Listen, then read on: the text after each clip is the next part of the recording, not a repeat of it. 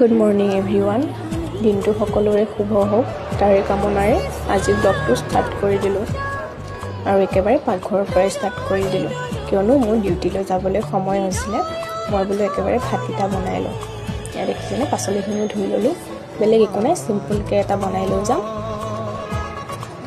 আপোনালোকে ক'বচোন ইউটিউবত কেনেকুৱা ভিডিঅ'বোৰ দিলে বাৰু ভাল হয়। মই বাৰু দিবলৈ চেষ্টা কৰিম আৰু আপোনালোকেও আশীৰ্বাদ কৰিব। আৰু ইফালে চাওকচোন, কালিৰে ভাত আছিল, মই পাহৰিয়ে থাকিলোঁ। মই বোলো ইয়াকে লৈ যাম। আৰু ইফালে ভাজি বনাবলৈ ৰেডি কৰিলোঁ, এফালে কেৰাহী পাতিলোঁ আৰু এফালে চাহৰ দিছিলোঁ।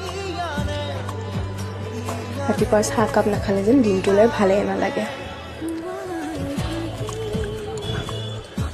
মই বাৰু চেষ্টা কৰিম ইউটিউবত ভিডিঅ'বোৰ দিবলৈ, আপোনালোকেও আশীৰ্বাদ কৰিব। আৰু এনেকৈয়ে মোৰ ডিউটিলৈ যাবলৈ সময় হ'ল। ঘৰৰ আটাইবোৰ বস্তু সামৰি ডিউটিলৈ বুলি ওলালোঁ।